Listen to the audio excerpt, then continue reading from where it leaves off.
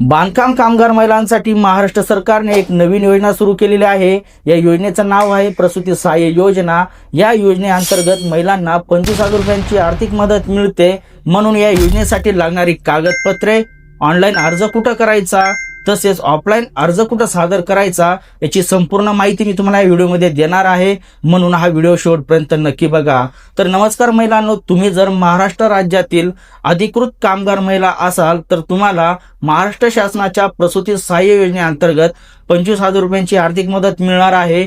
या योजनेसाठी लागणारी कागदपत्र आहेत महिलांनो, वैध बांधकाम कामगार नोंदणी, आधार कार्ड, बँक खाते आणि प्रसूतीशी संबंधित आवश्यक कागदपत्रे तुम्हाला लागणार आहेत।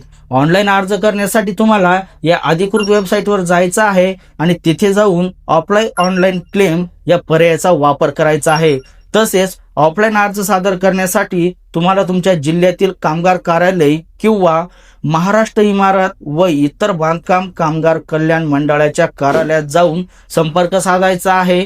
तुम्ही जर या योजनेसाठी पात्र असाल तर आजच अर्ज करा आणि ही माहिती इतर कामगार महिलांना सुद्धा शेअर करा आणि आपल्या चॅनलला सबस्क्राईब करायला मात्र विसरू नका। धन्यवाद।